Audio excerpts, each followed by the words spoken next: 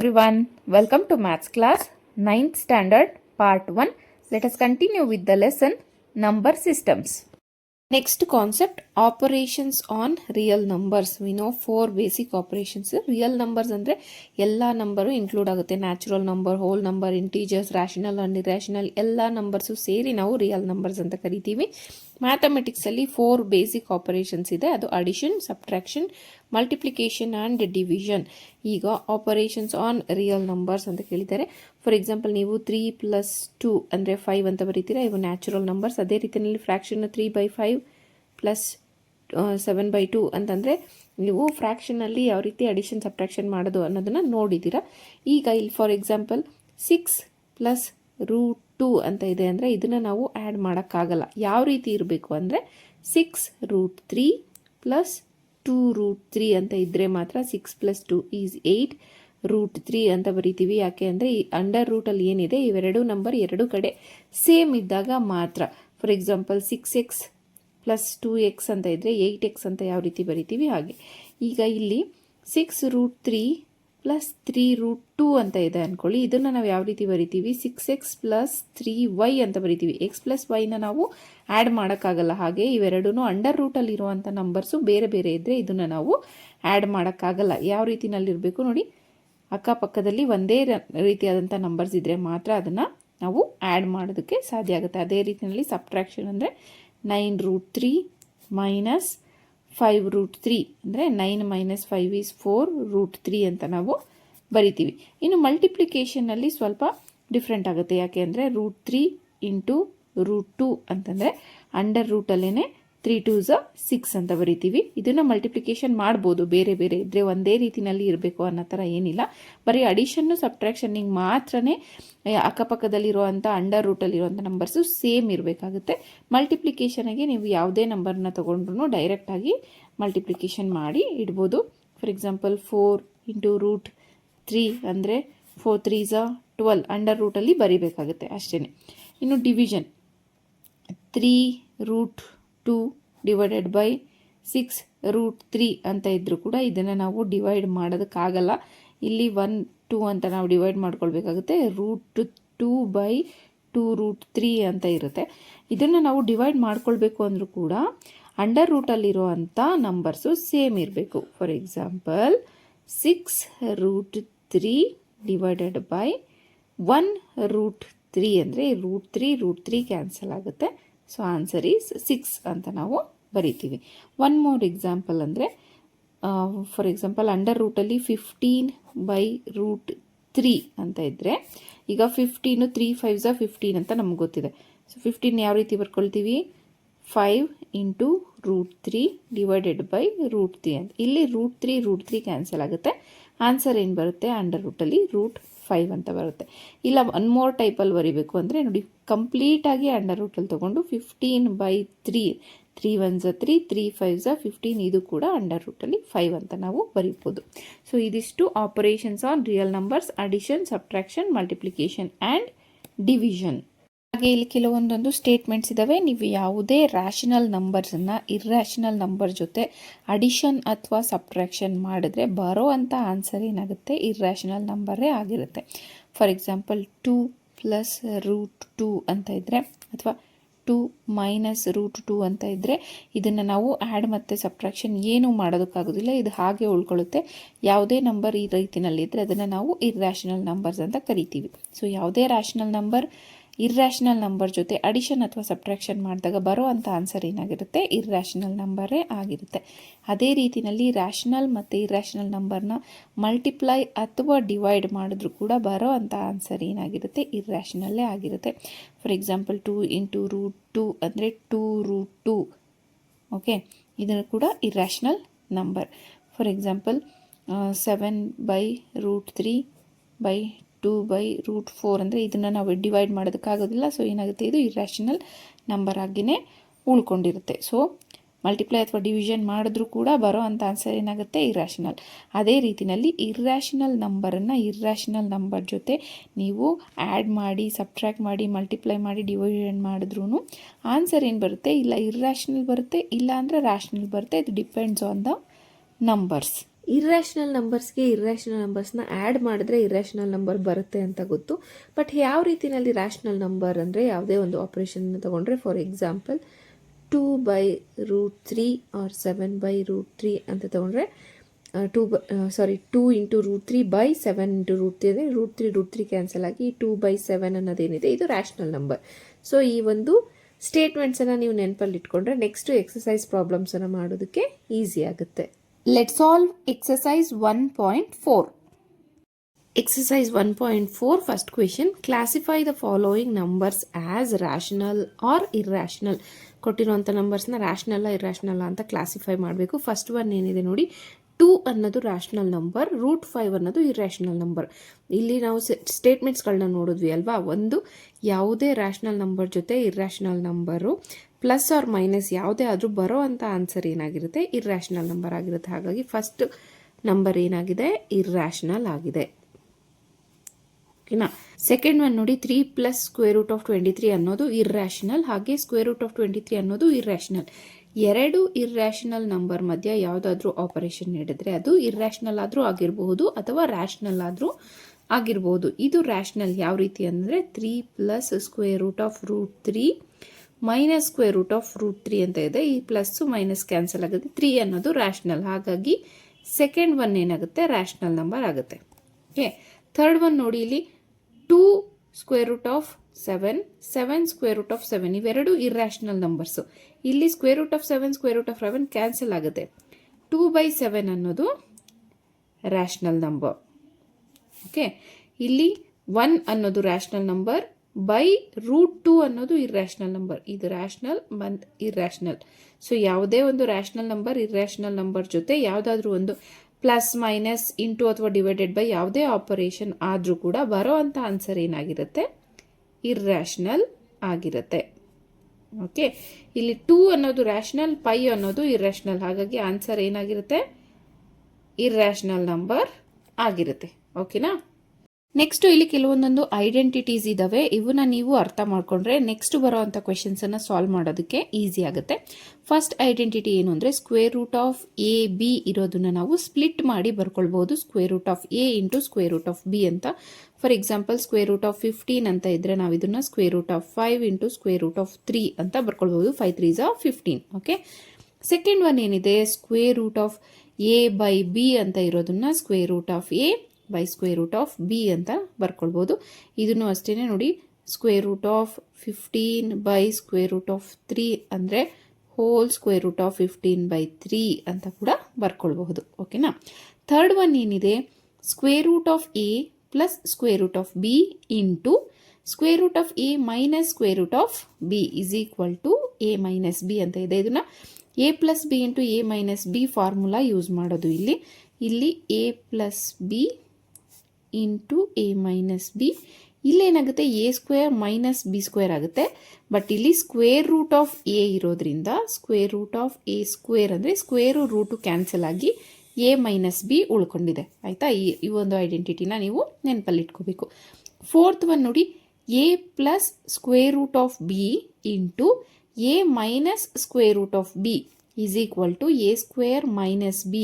ಇಲ್ಲಿ ಎಗೆ square root ಇಲ್ಲ, ಹಾಗಾಗಿ a ಇಂಟು a² ಆಗಿದೆ. ಇಲ್ಲಿ b² ಬರೋ ಅಂಥ ಜಾಗದಲ್ಲಿ √(b) ಬರುತ್ತೆ. ರೂಟು ಕ್ಯಾನ್ಸಲ್ ಆಗಿ ಬರೀ b ಮಾತ್ರ ಇಲ್ಲಿ ಉಳ್ಕೊಳ್ಳುತ್ತೆ. ಓಕೆನಾ. Fifth one, √(a plus √(b) into √(c plus √(d) ಅಂದರೆ ಫಸ್ಟು ನಾವು ಸ್ಪ್ಲಿಟ್ ಮಾಡ್ಕೊಳ್ತೀವಿ. ಎ ಇಂದ ಇವೆರಡನ್ನು ಮಲ್ಟಿಪ್ಲೈ ಮಾಡ್ತೀವಿ, ಆಮೇಲೆ ಬಿ ಇಂದ ಇವೆರಡನ್ನು ಮಲ್ಟಿಪ್ಲೈ ಮಾಡ್ತೀವಿ ಅಲ್ವಾ. ಸೊ ಫಸ್ಟ್ ಎ ಇಂದ ಅಂದರೆ a ಇಂಟು ಸಿ ನೋಡಿ, √a into c plus a into d plus b into c plus b into d. Okay. Last one ಏನಿದೆ, √(a plus √(b) whole square is equal to a plus 2 √ab plus b. ಇದನ್ನು ನಾವು a plus B whole square ರೂಪದಲ್ಲಿ ಬರೆದಿದ್ದಾರೆ. a² plus 2ab plus b². ಇಲ್ಲಿ a ಜಾಗದಲ್ಲಿ √(a) ಇರೋದ್ರಿಂದ root cancel ಆಗಿದೆ. Plus 2 a into b ಅಂದರೆ under ab plus √(b) whole square ಅಂದರೆ ರೂಟು ಕ್ಯಾನ್ಸಲ್ ಆಗಿ ನೋಡಿ a plus 2ab under root plus b ಅನ್ನೋದು ಉಳಿದಿದೆ. ಸೊ ಇದಿಷ್ಟು ಐಡೆಂಟಿಟೀಸನ್ನು ನೀವು ಗಟ್ ಮಾಡೋ ಅವಶ್ಯಕತೆ ಇಲ್ಲ, ಅರ್ಥ ಮಾಡಿಕೊಂಡ್ರೆ ಸಾಕು ಮುಂದೆ ಬರುವಂಥ ಕ್ವೆಶನ್ಸನ್ನು ಆನ್ಸರ್ ಮಾಡೋದಕ್ಕೆ. Question number 2, simplify each of the following expressions ಅಂತ ಇದೆ. ಈ ಐಡೆಂಟಿಟೀಸ್ನ ಯೂಸ್ ಮಾಡಿಕೊಂಡು ಈ ಒಂದು ಕ್ವೆಶನನ್ನು ಸಾಲ್ವ್ ಮಾಡಬೇಕು. ಫಸ್ಟ್ ಕ್ವೆಶನ್ ಏನಿದೆ, 3 plus root 3 into 2 plus root 2 ಅಂತ ಇದೆ. ಸೊ 3 ಇಂದ ಫಸ್ಟು ಇದನ್ನು ಮಲ್ಟಿಪ್ಲೈ ಮಾಡ್ಕೊಳ್ಬೇಕು, ಆಮೇಲೆ ರೂಟ್ 3 ಇಂದ ಇದನ್ನು ಮಲ್ಟಿಪ್ಲೈ ಮಾಡ್ಕೊಳ್ಬೇಕು. ಓಕೆನಾ?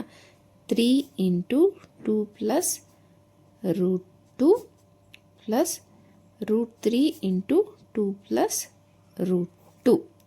ಈಗ 3 2s 6 ಪ್ಲಸ್ 3 ಇಂಟು ರೂಟ್ 2 ಅಂದರೆ 3 ಇಂಟು ರೂಟ್ 2ನೇ ಇರುತ್ತೆ. ಇದನ್ನು ನಾವು ಮಲ್ಟಿಪ್ಲೈ ಮಾಡೋಕ್ಕಾಗಲ್ಲ. ನೆಕ್ಸ್ಟು 2 ಇಂಟು ರೂಟ್ 3 ಅಂದರೆ 2 ರೂಟ್ 3 ಪ್ಲಸ್ ಇಲ್ಲಿ ಅಂಡರ್ ರೂಟಲ್ಲಿ 3 2s 6.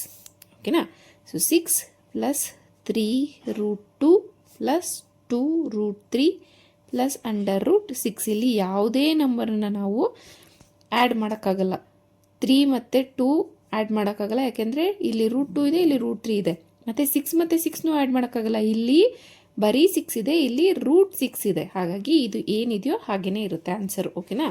ಸೆಕೆಂಡ್ ಒನ್ ನೋಡಿ, ಇದು 3 plus root 3 and 3 minus root 3. ಇಲ್ಲಿ a plus b and a minus b answer. ಏನು ಬಂದಿತ್ತು? A square minus B square ಬರಬೇಕು. ಇಲ್ಲಿ a plus b, a minus B.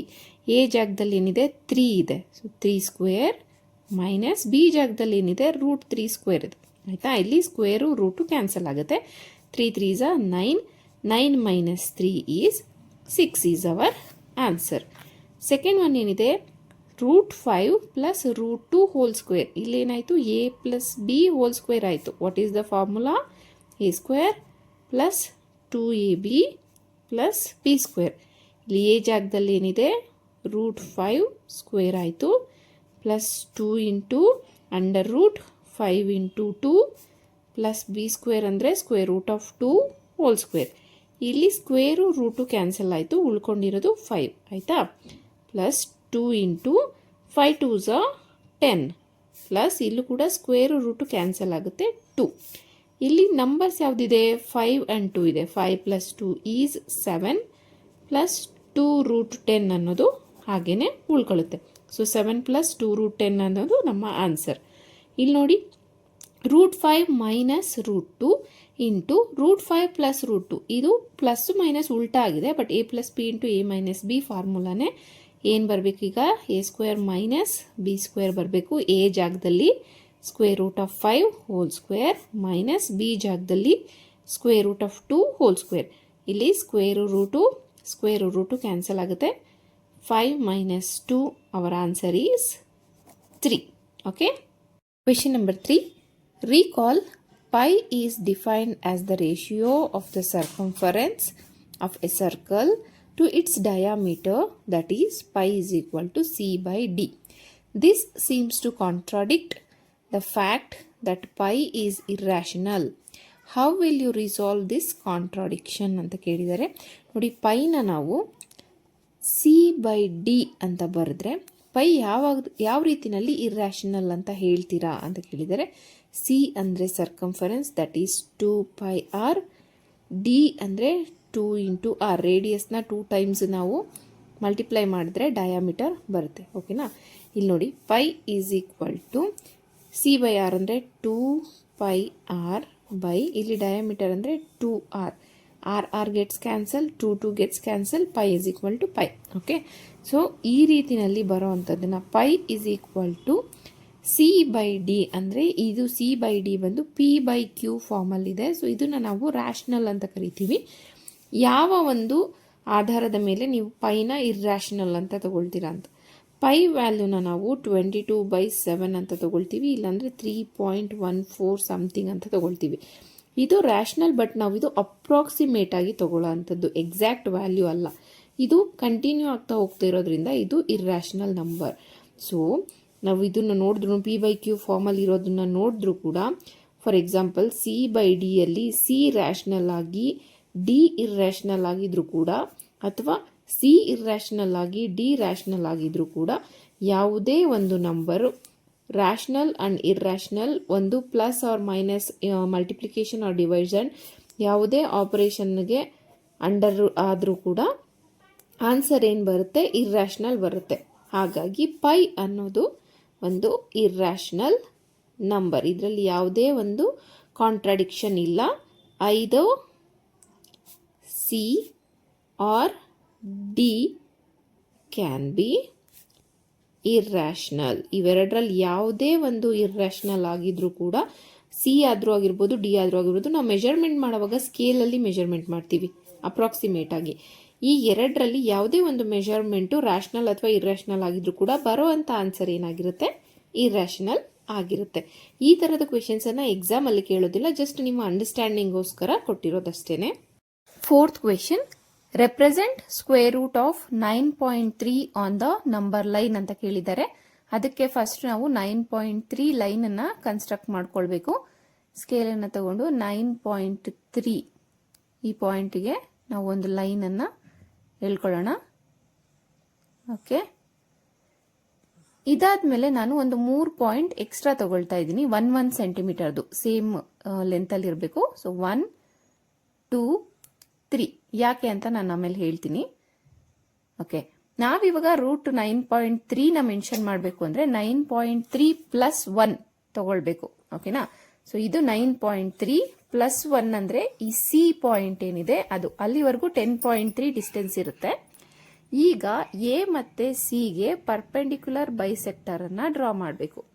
ಅದಕ್ಕೆ ಎ ಸಿಗೆ ಮೋರ್ ದ್ಯಾನ್ ಹಾಫ್ ಡಿಸ್ಟೆನ್ಸನ್ನು ತಗೊಂಡು ಈ ರೀತಿ 2 ಆರ್ಕನ್ನು ಕಟ್ ಮಾಡಬೇಕು. ಮತ್ತು ಎನಲ್ಲಿ ಇಟ್ಕೊಂಡು ಆ 2 ಆರ್ಕನ್ನು ಕಟ್ ಮಾಡಿದ್ರೆ ಇಂಟರ್ಸೆಕ್ಟ್ ಆಗಿರುವಂಥ ಪಾಯಿಂಟ್ಸ್ ಏನಿದೆ ಅವನ್ನ ನಾವೀಗ ಜಾಯಿನ್ ಮಾಡಬೇಕು. ಓಕೆನಾ? ಸೊ ಇಂಟರ್ಸೆಕ್ಟ್ ಆಗಿರುವಂಥ ಪಾಯಿಂಟ್ ಏನಿದೆ ಅದನ್ನ ಓ ಅಂತ ತಗೊಳ್ಳೋಣ. ಈಗ ನಾವೇನು ಮಾಡಬೇಕು, ಓ ಎ ಅಥವಾ ಓ ಸಿ ಅನ್ನು ಮೆಜರ್ ಮಾಡಿಕೊಂಡು ಓನಲ್ಲಿಟ್ಕೊಂಡು ಎ ಮತ್ತು ಸಿಗೆ ಒಂದು ಸೆಮಿ ಸರ್ಕಲನ್ನು ಹಾಕ್ಕೊಳ್ಬೇಕು. ಸೆಮಿ ಸರ್ಕಲ್ ಅಂದರೆ ಹಾಫ್ ಸರ್ಕಲ್. ಓಕೆ, ಕಾಂಪಾಸು ಅಳ್ಳಾಡ್ದಿಲ್ದಂಗೆ ನೀಟಾಗಿ ಹೇಳ್ಕೊಳ್ಳಿ. ಸ್ವಲ್ಪ ಅಳ್ಳಾಡಿದ್ರೂ ಡಿಸ್ಟೆನ್ಸು ಚೇಂಜ್ ಆಗುತ್ತೆ. ನೋಡಿ, ಎ ಮತ್ತು ಸಿ ಎರಡು ಕೂಡ ನೀಟಾಗಿ ಜಾಯಿನ್ ಆಗಿದೆ. ಇವಾಗ ನಾವು ಬಿ ನಲ್ಲಿ ಒಂದು 90 ಡಿಗ್ರಿ ಆಂಗಲ್ ಅನ್ನ ಕನ್ಸ್ಟ್ರಕ್ಟ್ ಮಾಡಬೇಕು.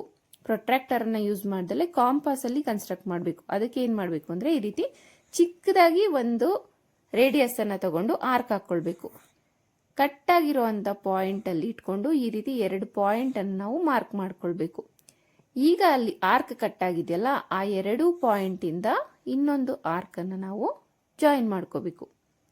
ನೋಡಿ, ಇಲ್ಲಿ ಕಟ್ ಆಗಿರುವಂತ ಪಾಯಿಂಟ್ ಏನಿದೆ ಆ ಪಾಯಿಂಟ್ ಅನ್ನು ನಾವು ಬಿಗೆ ಈಗ ಜಾಯಿನ್ ಮಾಡಿದ್ರೆ ಇದು ನಮ್ಮ 90 ಡಿಗ್ರಿ ಆಗುತ್ತೆ. ನೀವು ಲೋವರ್ ಕ್ಲಾಸಸ್ ಅಲ್ಲಿ ಕಲ್ತ್ಕೊಂಡಿರ್ತೀರಾ 90 ಡಿಗ್ರಿ ಆಂಗಲ್ ಅನ್ನ ವಿತೌಟ್ ಪ್ರೊಟ್ರಾಕ್ಟರ್ ಯಾವ ರೀತಿ ಕನ್ಸ್ಟ್ರಕ್ಟ್ ಮಾಡೋದು ಅಂತ. ಸೊ ಇಲ್ಲಿ ಕಟ್ ಆಗಿರುವಂತ ಪಾಯಿಂಟ್ ಅನ್ನ ಮಾರ್ಕ್ ಮಾಡ್ಕೊಳ್ಳಿ. This is our 90 degree. Root 2, root 3 construct ಮಾಡ್ಬೇಕಾದ್ರೆ ಪೈಥಾಗೋರಸ್ ಥಿಯರಮ್ ಅನ್ನ ಯೂಸ್ ಮಾಡ್ತಿದ್ವಿ ಅಲ್ವಾ, ಹಾಗೆ ಇಲ್ಲೂ ಕೂಡ ಒಂದು ಟ್ರಯಾಂಗಲ್ ಅನ್ನ ಕನ್ಸ್ಟ್ರಕ್ಟ್ ಮಾಡ್ಕೊಂಡಿದೀವಿ. This is our right angle triangle. ಈಗ ಏನ್ ಮಾಡಬೇಕು ಅಂದ್ರೆ ಕಾಂಪಾಸ್ ಅನ್ನ ತಗೊಂಡು ಬಿ ಮತ್ತೆ ಕಟ್ ಆಗಿರುವಂತ ಪಾಯಿಂಟ್ಗೆ ಎಷ್ಟು ಡಿಸ್ಟೆನ್ಸ್ ಇದೆ ಅದನ್ನ ತಗೊಂಡು ಅಲ್ಲಿಂದ ಒಂದು ಆರ್ಕ್ ಅನ್ನ ನಾವು ಇಲ್ಲಿ ಎಳಿತೀವಿ.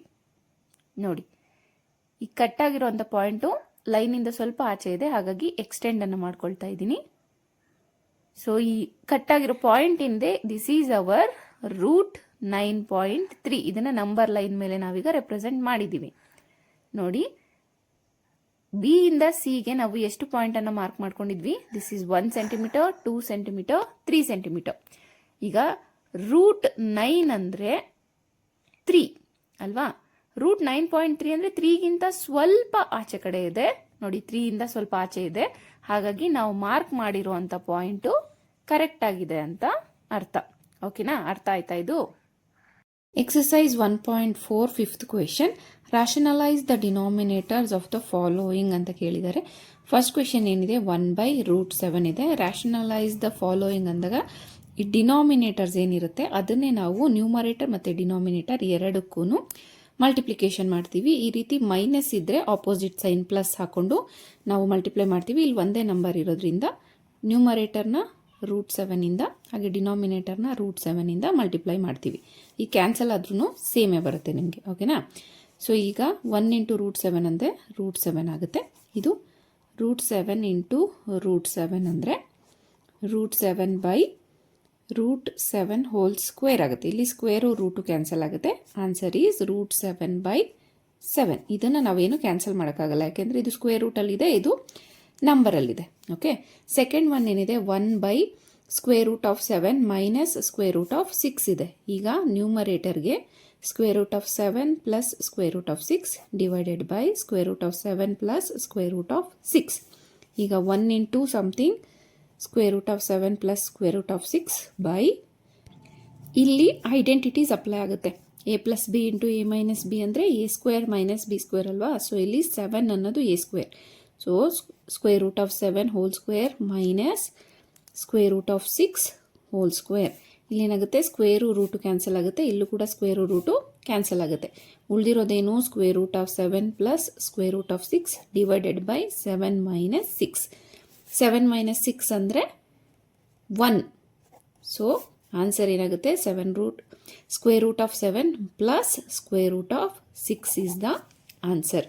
ಅದೇ ರೀತಿಯಲ್ಲಿ third question 1 by square root of 5 plus square root of 2 ಅಂತ ಇದೆ, into square root of minus square root of 2 divided by square root of 5 minus square root of 2. Okay, again 1 into something is square root of 5 minus square root of 2 divided by, ಇಲ್ಲಿ identities apply ಆಗುತ್ತೆ, square root of 5 whole square minus square root of 2 whole square. Square root cancel ಆಗುತ್ತೆ. Square root of 5 minus square root of 2 divided by 5 minus 2. So what is the answer? Square root of 5 minus square root of 2 divided by 5 minus 2 is 3. Okay, fourth question 1 by square root of square root of 7 minus 2 into square root of 7 plus 2 by square root of 7 plus 2. ಈಗ multiplication square root of 7 plus 2 divided by, ಇಲ್ಲಿಗ plus into minus ಮಾಡಬೇಕು, square root of 7 whole square minus 2 square. Okay, ಇಲ್ಲಿಗ square root cancel ಆಗುತ್ತೆ. Square root of 7 plus 2 divided by 7 minus 2 2s are 4. Answer is square root of 7 plus 2 divided by 7 minus 4 is 3. So this is the answer. This is all about exercise 1.4. See you in the next class. Thank you. For more videos, subscribe to my channel.